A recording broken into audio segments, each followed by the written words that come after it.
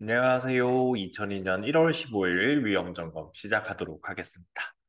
지난주랑 동일한 위험 상태고요. 지금 하나 넣을까 말까 하는 위험은 일본의 금리 인상 위험입니다. 일본은 지금 마이너스 금리인 상태고요.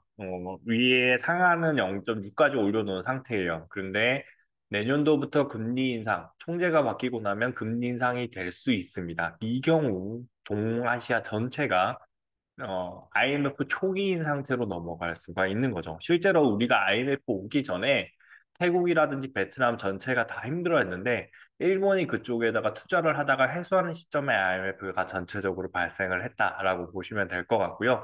이 위험에서 지금도 여전히 유지가 되고 있다는 거 생각하시면 됩니다. 아마 다음 주부터 조금 더 고민하고 뉴스 검색에서 계속 추적하지 않을까 그렇게 보고 있습니다.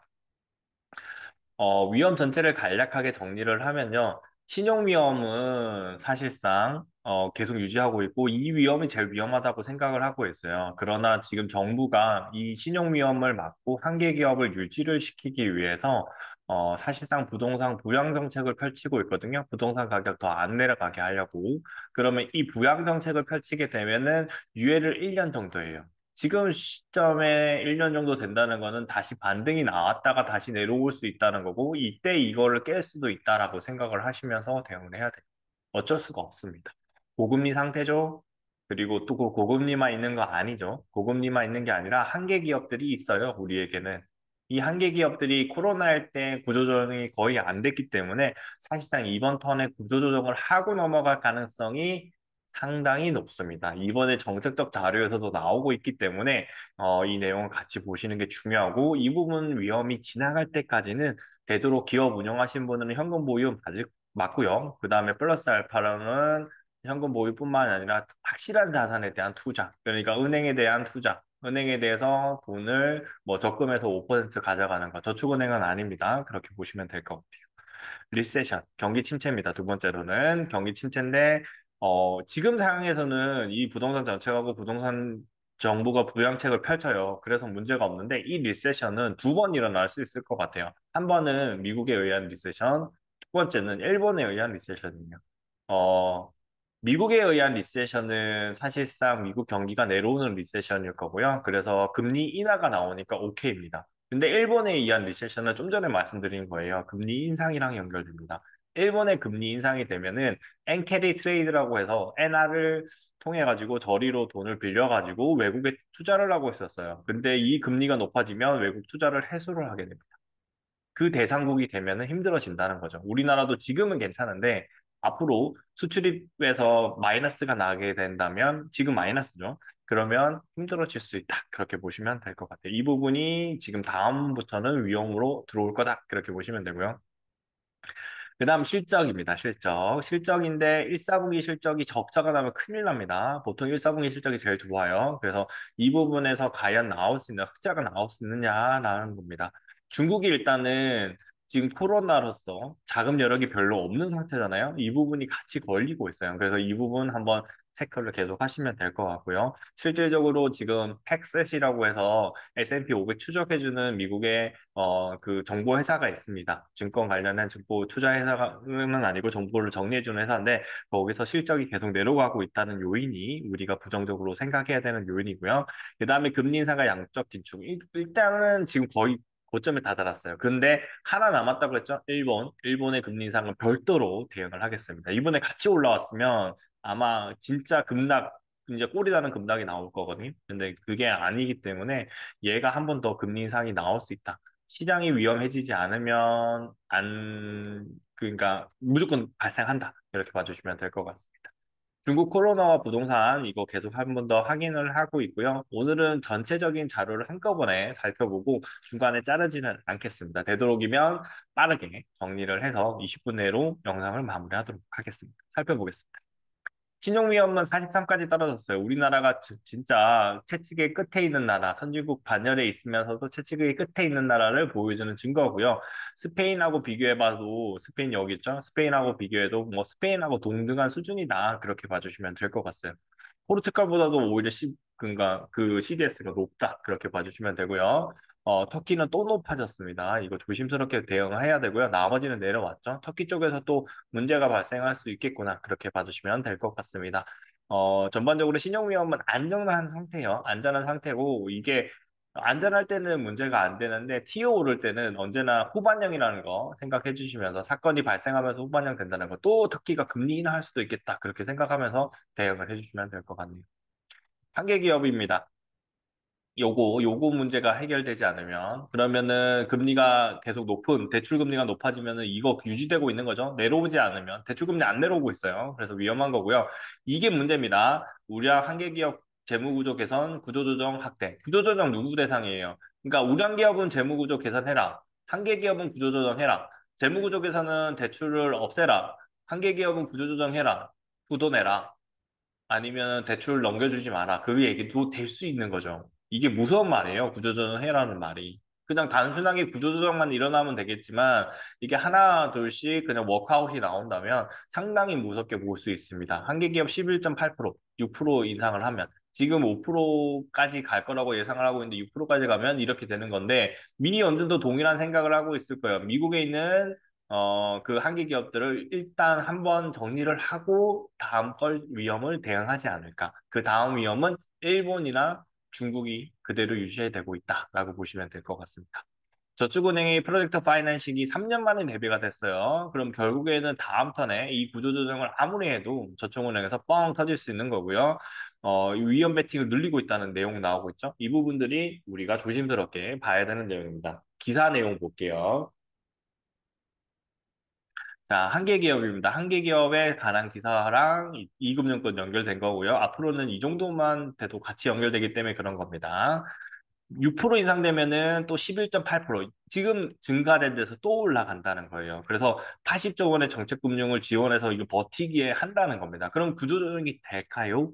그거에 대한 질문을 해야 돼요. 버티는 겁니다. 그러면 결국에는 큰 건 왔을 때 우수수 무너질 수 있다는 거 생각하시면 되고요. 코로나 할 때도 한계 기업 중에 한국 쪽의 한계 기업들, 그다음에 연예 기획 쪽의 한계 기업들이 다 무너졌다라고 보시면 됩니다. 한계 기업 아닌 기업들도 다 무너져요. 회생한 기업들도 다 힘들어졌다. 이렇게 봐주시면 될 것 같고 이 부분들이 우리가 시장을 계속 주목해서 봐야 된다라고 보시면 됩니다. 자, 기준금리가 3% 올랐죠. 1년 상에서 64조 원이나 불어났어요. 그러면 이거를 감당을 해야 되는 거죠. 가계와 기업. 그러면 이거를 감당 못하면 경매 자산들이 나오고 지금도 나오고 있습니다. 영끌과 비투 이거는 솔직히 1년 6개월이 아니라 2년 전부터 그 대출 자산 쓰지 말라고 했어요. 미수신용 쓰지 말고 대응하셔야 된다라고 얘기를 했는데 그게 좀 힘든 상황입니다. 대출은 언제 하냐면 2020년 그때 코로나 터졌을 때 대출을 땡기는 거고요. 그때 말하고 다녔어요. 대출이 좀 있으면 풀릴 겁니다. 기업 운영하시는 분들한테. 그러면 그때 빌려서 일부를 쓰세요라고 했고 지금은 그거를 6개월 딱 지난 시점에는 그 말이 쏙 들어가서 저는 그냥 대출을 하지 말고 현금 보유를 하셔야 된다라고 이야기를 했죠. 이 부분을 꼭 생각하시면서 대응해 주시면 됩니다. 여기 있는 이 말이 정말 무서운 말이에요. 무서운 말입니다. 그래서 사모펀드 운용사에서 이거 잘 관리해라라고 했고, 그다음에 우량 및 한계 기업에 대한 재무 구조 개선과 구조조정 수요 확대가 되어 있다. 그래서 외부 자금 요달 여건 악화가 되어 있는데 지금 이 정도인데 만약에 금리가 조금 더 높아지면 그리고 이 여력도 힘들어지면 시장이 꽝꽝하고 넘어질 수 있다라고 보시면서 굳이 지금 이 시점엔 추가 투자는 조심스럽게 대응해 주시면 됩니다. 있는 돈 갖고 투자하시면 될 것 같아요. 자, 이제 저축은행입니다. 프로젝트 파이낸싱은 3년 만에 4배. 근데 이게 예전에 저축은행 사태만큼의 큰 금액은 아니에요. 비중으로 봤을 때. 그러니까 2조 원이었던 게 8조 원까지 불어났지만 그만큼 자산도 요거 말에 2020년도 초반이었잖아요. 그때 이후로 2배는 나왔으니까 버틸 수는 있습니다. 물론 여기서 못 버티는 정도로 넘어가면 힘들어지는 거죠. 그 부분이고요. 추정 손실로 분류된 게 3분기 말에서 1,000억 정도로 늘어나 있는 아직은 괜찮은 상태예요. 얘가 몇천억, 1조에 가까운 상태가 됐을 때 시장이 흔들흔들거릴 거고 보통 그 1조 원에 해당되는 저축은행 몇 개 타겟팅이 됐을 때가 있는 건데 그때보다는 관리가 되고 있는 실정이다라고 보시면 될 것 같습니다. 다만 지금은 얘들 마진 측면에서 안 맞는 게 있다. 이렇게 보시면 됩니다. 그다음에 위험 베팅 늘린다고 되어 있죠. 여기서 보시면 BIS가 11% 이상 올라가는 거 경고 모색.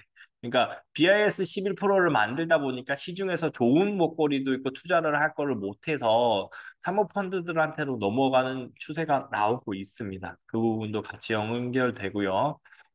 전반적으로 이제 기업금융, 부동산 투자 중심으로 투자를 단행하겠다는 입장이지만 만약에 혹시라도 올해 말중에 위험한 상태가 터져버리면 또 힘들어지겠죠. 네, 그렇게 보시면 됩니다. BIS 11% 이내로 하라고 하는 건데 위로 오버했다 그렇게 보시면 되는데 실질적으로는 대출이 예금이 쫙 빠져버렸거든요. 그 부분이 시장을 더 힘들게 만들 수 있다 그렇게 봐주시면 될 것 같습니다. 자, 프로젝트 파이낸스 제2금융 이제 위험하다 그렇게 보이는 거고요. 저축은행에서 여기 프로젝트 파이낸싱 비율이 이만큼 높아져 있는 전체적으로 높아졌다는 거 보여주고 있습니다. 그래서 계속 말씀드리지만 약한 고리부터 무너져요. 한계 기업에서 주 고객이 될 수 있는 건 프로젝트 파이낸싱과도 연결될 수 있다는 거 생각하시면서 시장 대응해 주시면 될 것 같습니다. 자, 이거 여기까지 봤고요. 리세션입니다. 리세션은 경기 침체랑 연결되고요. 연착륙 확률 여전히 30대 70 정도 보고 있습니다. 30 온다고 해도 지금 연착륙이 나왔다고 해서 그 다음에 안전한 게 아니고요. 바로 경착륙이 연달아서 올 수도 다른 이슈로 그렇게 보시면 될 것 같고요. 금리 인상과 양적 긴축 영향은 1년 이내에 나온다는 거. 이미 주가에는 반영이 됐어요. 반영이 됐는데 한 번 더 깨지는 것만 남았다. 이렇게 봐주시면 되고 이거는 기술 혁신이나 국제 공조가 필요한데 이거는 힘들 거고 얘가 결국엔 필요합니다. 그게 이제 전기차 쪽에서 나와야 되는데 힘들다는 게 지금 시장에서 보이고 있어요. 결국에는 시장에 이 양적 완화가 더 중요하다는 거 보시면 될 것 같습니다. 약한 경기 침체, 침체가 약한 건 없어요. 끝나고 난 다음에 아는 거고요. 기업 실적이 나빠지면서 시장 분위기가 어떻게 되느냐에 대한 질문입니다. 네, 그래서 지금 박스권으로 대응하시면 될 것 같고요. 280, 330 이 안에 박스권 대응입니다. 335면 팔고 285면은 분할 매수 혹은 매수 그렇게 보시면 됩니다. 풀 매수보다는 일부 현금 확보하면서 10%는 가져가면서 대응해 주시면 될 것 같아요. 다시 저는 이제 320 원대로 오면 아마 이번에 매수했던 건 거의 다 팔고 혹은 익절 가능한 종목들 매도하면서 대응할 예정입니다. 코스닥 시장에서 공시 건수는 7% 감소했고 침체로 기업 활동 위축, 그 다음에 상반기 돈이 더 풀 것. 이걸로 대응을 하는 거예요. 돈을 풀면 버팁니다. 그래서 1년간 버티고 난 다음에 넘어가는 거니까 돈을 언제부터 풀었나요? 우리는 가을부터 풀었잖아요. 1년이니까 올해 상반기까지 푼다라고 보고 이거를 그러니까 올 6월까지 6월까지 풀고 이거를 감당 안 됐을 때는 한번 시청했다가 간다. 그렇게 보시면 될 것 같네요. 자, 경기 침체 한번 보고 올게요. 이번에는 경기 침체입니다. 경기 침체입니다. 정고점이고 불황에도 강한 유럽. 유럽이 지금 다시 위치로 올라왔대요. 주가 상승률을 해서 미국보다 더 올랐다는 건데 미국의 이 주가를 망가뜨린 거는 테슬라에 가깝고 미국은 많이 안 떨어졌어요. 생각보다. 미국은 다른 나라들은 불황일 때 얘는 호황이어가지고 우리는 저점을 갱신하고 난 다음에 올라오고 있다 보니까 그런 거고요. 유럽 같은 경우에는 러시아 우크라이나 전쟁의 이슈 때문에 더 떨어졌던 거고요. 천연가스가 급락을 하면서 산업 생산이 제대로 안 됐던 면도 있어요. 근데 이거를 벗어났기 때문에 괜찮게 작용하고 있을 뿐입니다. 네, 뿐이라고 말씀드렸죠. 그러면 이 산업 생산이 올라오고 난 다음에 한계가 있으면은 다시 똑같이 박스권 안으로 들어갈 수 있다. 이렇게 보시면 됩니다. 작년에 러시아 우크라이나 전쟁 때문에 천연가스 급등에 따라서 시장이 많이 무너졌었다. 그렇게 보시면 될 것 같고요. 자, 상반기 돈 더 푼다는 거, 아까 나왔던 거. 그 내용이죠. 그러나 금리 인상으로는 빚이 늘었기 때문에 이거를 대응하면서 하는데 결국에는 금리가 높아지기 때문에 돈을 푼다고 해도 이거는 그냥 조금밖에 안 되는 거예요. 네, 그렇게 보시면 될 것 같고요. 이 부분이 시장에서 어떻게 반응되는지를 보고 투자를 하자. 실제로 부러진 건 아니니까. 그다음에 약간 경기 침체라고 합니다. 월스트리트는 올해 미국 기업들 대상으로 했을 때 매출액이 감소할 거라고 볼 거고요. 팩시트라고 해서 나중에 나옵니다. 그 내용 볼 겁니다. 실적 침체를 향해서 시계바늘이 돌아가기 시작하고 어닝 시즌을 가면 시장 분위기가 부정적입니다. 그래서 부정적인 상태이기 때문에 예상치보다 웃돌면은 주가가 오히려 호재로 보기보다는 조금 더 이제 바닥은 아니죠. 내려가는 구간이기 때문에 내려갈 수 있다. 그 내용을 이제 써놓은 거고요. 유럽 증시도 똑같이 이제 침체에서 많이 올라왔다. 이렇게 보시면 될 것 같고요. 전반적으로는 뭐 중국 유럽이 이제 나쁘지 않게 올라온 거죠. 인도와 중국이 이렇게 있었다라고 보면 되는데 기본적으로는 저점 대비했을 때 어느 정도 올라왔고 박스권에서 계속 움직이지 않을까 관망을 계속 할 것 같습니다. 이건 활동 미축 그 내용들이 나온 내용이다. 이렇게 봐주시면 될 것 같고 좀 전에 봤던 내용이죠. 조회 공시가 많고 자유 공시가 많다는 거는 실제로 합병권도 많고 투자권이 많을 때 이런 일들이 벌어지는데 그게 줄어들었다. 그걸 반대로 얘기하고 있다라고 보시면 될 것 같습니다. 침체적인 분위기로는 가고 있는 거고요. 여기 있는 거. 침체적인 분위기로 가고 있기 때문에 이거의 파괴력은 그때 가서 하는 거예요. 보통 이제 파괴력 정산은 6개월 뒤에, 최소 빨래 6개월 뒤에 정산을 하거든요. 그래서 지금은 아직은 침체 위력을 모른다라고 보시면서 이거 확인하고 대응해도 안 늦다라고 보시면 됩니다. 금리 인상의 양적 기준인데요. 금리 변한 건 없고 요겁니다. 2분기 이전에 혹시라도 2천 아래로 짧게라도 내려오면 무조건 그때는 매수하셔도 됩니다. 풀 매수하셔도 되고요. 그다음에 지금 금리가 1개월치 금리가 높아졌죠. 3개월치 금리는 그대로 유지 내려왔고요. 1년치 그러니까 결국엔 3개월 안에 뭔가가 물음표가 나는 겁니다. 그래서 상반기 실적 발표 때 이거를 잘 봐야 1, 4분기 실적 발표 이거랑 연결돼서 4, 4분기 실적이 제일 안 좋을 수도 있어요. 근데 이거를 깨고 여기로 가는지 이거를 봐야 돼요. 그러니까 실적이 내려가는데 내려가는 턴어라운드가 제대로 나오냐 이 게임이거든요. 그래서 내려가고 있는 동안에는 되도록이면은 올라올 때는 일절로 대응해 주신다. 이렇게 봐주시면 될 것 같습니다. 자, 금리 인상입니다. 다행히 0.25 확률이 이제 연준 인사들도 다 그렇게 얘기했기 때문에 제일 높고요. 그 다음에 여기도 똑같아요. 50%, 5%. 그러니까 미국 금리가 5%까지는 올린다. 우리나라 한은이 올려놓은 게가 이게 3.25가 바뀌었죠. 3.5까지 올렸습니다. 3.5까지 올려놓은 상태고 이 정도 갭이면 나쁘진 않는 것 같아요. 이 정도 갭이면 나쁘지 않는 것 같고 올린다고 할지라도 얘 올리고 난 다음에 3.75 될 것 같고요. 이거 올릴 때는 관보기를 조금 할 것 같아요. 왜냐면 하단으로 따지면 딱 맞거든요. 네, 그렇게 보입니다. 그러면 0.25 정도 상승을 하면 우리나라 금리 부담, 그러니까 한계 기업들의 부담이 더 늘어날 수 있다라고 보시면 되겠죠. 자, 그다음에 실적입니다.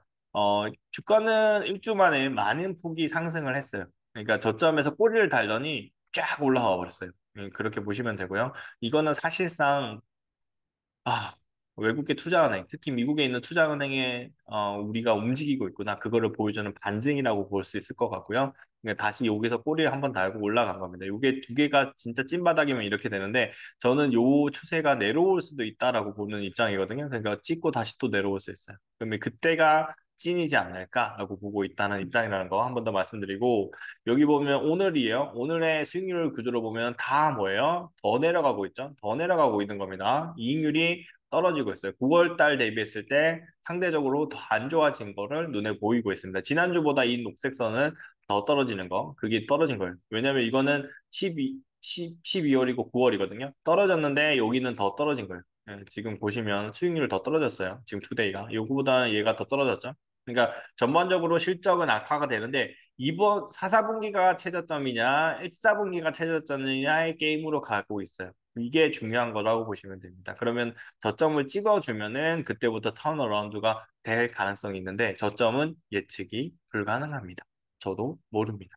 그래서 여러분들은 그거를 확인하고 난 다음에 조금 올라도 그때부터는 좀 괜찮아지겠구나 하면서 대응하시면 되고 지금은 주가가 올라왔으니까 일부 익절 가능하신 종목들은 익절하시면서 대응을 해주시면 부분 익절로 대응하시면 됩니다. 그렇게 봐주시면 될 것 같네요.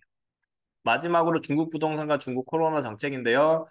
부동산 투자가 줄었죠. 하방 리스크로 작용할 수 있다고 얘기를 했어요. 이 부분이 중요한 거죠. 우리나라 내수에도 영향을 미칠 겁니다. 그러니까 우리나라의 수출에도 영향을 미칠 겁니다. 그다음에 중국 재개방은 홍콩 부동산 활성화를 되는 거고 적심 그러니까 부자는 부자가 되고 있거든요. 부자는 이게 불황이든 호황이든 부자가 되는 산업들이 있잖아요. 그러니까 그게 내수에 가까운 거고 이게 식음료랑 연결되거든요. 그러니까 이게 팔리는 양이 적지 실질적으로 손실 적자가 나는 경우는 드물어요. 식음료 쪽에서는. 그래서 그 부분을 이야기하는 거고요. 그다음에 경기 급냉에 빠져서 이게 전방위 부양에 나선다는 거. 이 부분들이 그나마 조금은 나은 면이지만 리스크로 작용한다는 거. 그러니까 지금 제가 항생 테크에다 투자를 하고 있는데 비중을 많이 줄여서 10분의 1 정도만 넣어놓은 상태거든요. 그것도 요거랑도 연결된다라고 보시면 됩니다. 아마 조금 올라오면 조금은 정리하지 않을까, 그리고 조금 더 정리하지 않을까라고 생각하고 있고요. 그다음에 중국 사망자 유행 정점이라고 했지만 사망자 통계를 제대로 안 내기 때문에 아니에요. 일본이 정점이 숨겨져 있는 것처럼 우리나라도 정점이 숨겨진 것처럼 동일하게 일어나고 있다라고 보시면 되고 90% 감염이 됐으니까 인도처럼 됐으니까 지금부터 이제 2, 3개월 지나면 안정적으로 바뀔 거고요. 그다음에 중국에 퍼지는 낙관주의 이게 있다는 겁니다. 다른 질병의 함정에도 코로나로 취급 안 하고 있고 양성률이 다행히 입국자 이게 제일 중요한데요. 양성률 떨어진 것 자체는 이제 조금 한 바퀴 하고 있다. 그러면은 자연스럽게 어 전체적인 중국발 경기 부양이 나올 수 있다. 이렇게 보시면 될 것 같습니다. 그럼에도 투자가 적죠. 투자가 적기 때문에 올해까지는 힘들고 내년부터나 혹은 하반기부터나 가능하다. 그렇게 봐주시면 될 것 같습니다. 뉴스 보고 마무리할게요.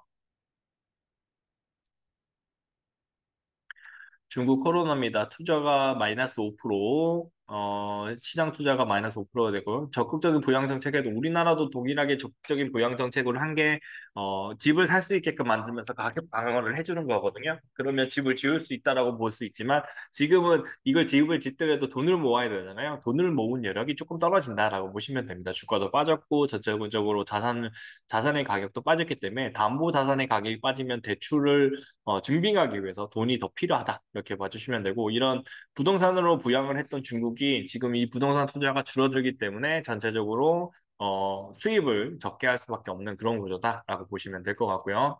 그래서 단국 부양책에도 회복 어렵다는 내용은 한 번 더 나오고 있습니다. 개발 이익률도 떨어지고 있죠. 4.4면은 솔직히 엄청나게 위험한 거예요. 금리 미국 금리 5%라고 생각하면 힘들겠죠. 이 부분 생각하시면 될 것 같습니다. 자, 재개방에서 항공 부동산 활성화. 그러나 뭐 홍콩 쪽은 그래도 괜찮아 보이긴 한데 실제로 이제 많은 그 뭐라고 할까? 언론사들이 서울 쪽으로 넘어가고 도쿄 쪽으로 넘어가고 있거든요. 그러니까 사실상 성장 동력이 많이 부서졌다. 그렇게 보시면 될 것 같습니다. 그죠? 14.7%는. 자, 완화 조치에도 암흑기가 그대로 나오는 거고, 빅테크의 부동산 부분 할기가 이제 기대가 있는데, 저는 빅테크는 나올 것 같은데, 부동산은 조금은 더 힘들고, 얘는 구조화 상품을 통해서 폭탄을 한번 투하를 해야, 전 세계에 뿌려야 나올 것 같아요. 그래서 중국발 프로젝트 파이낸싱과 연결되는 거, 그런 투자는 되도록이면 하지 않는 게 필요하다라고 보시면 됩니다. 자, 중국에서는 전방위 부양에 나선다는 게 또 뉴스로 나왔고요. 3조 8천 위안, 3조 8천 위안, 약 700조의 지방 특별채 발행 것도죠. 근데 이것도 똑같이 언젠가는 무너질 수 있다는 걸 생각하면서 대응해야겠죠. 이거를 극복하는 거는 인플레이션인데 인플레이션 때문에 금리가 높아지는 악순환이거든요. 그래서 일단은 얘네들은 러시아로부터 수입을 싸게 했기 때문에 인플레이션율이 좀 떨어져요. 그래서 그게 긍정적인 거지. 이게 만약에 옥죄고 자기들이 수출입이 잘 안 된다고 하면 좀 힘들어질 수 있습니다. 그러니까 자기들이 저가를 팔았던 물건들이 베트남이라든지 인도로 바뀌게 된다면 그만큼 힘들어질 수 있다라고 보시면 될 것 같아요. 자, 그다음에 새로운 변이가 나왔다는 거. 그러면은 이 변이가 파괴력, 사망률이 높으면 힘들겠지만 그런 게 아니라면 괜찮을 수 있다라고 보시면 됩니다. 그다음에 5.5%라고 했는데 이게 입국자 양성률이 제일 중요해요. 실제로 실질적으로 중국의 상태를 알 수 있는 거고 자기들은 코로나 안 걸렸다 생각하기 때문에 여행을 온 거거든요. 뭐안 그러면 격린인데. 근데 그래도 5.5%니까 지난주까지만 해도 10%를 넘었다고 하더라고요. 그래서 여기 있죠. 12%였던 것보다 이제 떨어졌기 때문에 긍정적인 거고 얘가 이제 5% 이내로 떨어진다면 사실상 코로나는 이제 글로벌에서 조금 거의 사라지고 있다. 이렇게 봐주시면 될 것 같네요. 사망자는 뭐 크게 없고요. 여기 이제 90% 가량 감염했다는 게 긍정적인 거고 결국에는 감기로 독감으로 진짜 힘든 독감으로 전환이 되고 있는 뉴스고 이 부분은 이제 자연스럽게 코로나 정책으로 해서 해소가 될 거라고 생각을 하고요. 1월 말까지만 아마 중국 코로나를 볼 거고 이제는 중국 부동산이 살아나는지 안 하는지 그것만 살펴보게 될 것 같습니다. 오늘 영상은 여기까지고요. 여기까지고요. 다음 주까지도 고민을 해보고 중국 코로나가 빠진다면 일본 코로나죠. 일본 금리에 대해서 다시 다른 섹터로 한번 정리를 하고 시장의 위험은 계속 확인하겠습니다. 그리고 이 위험들, 제일 앞에 나왔던 이 위험 5가지에서 크게 벗어나진 않죠. 일본도 금리 인상 파트니까요. 그렇게 보시면서 시장 대응하시면 될 것 같습니다. 이번 주에도 특별한 거라기보다는 나름대로의 대응책을 계속 내놓고 있고, 그래서 유예가 될 수 있다. 이런 것들이 부동산에서 정책이 나와서 1년간 유예가 되면 오히려 유예가 된 거에 따른 폭탄이 더 위험하다는 걸 생각하시면서 대응을 해주시면 될 것 같습니다. 감사합니다.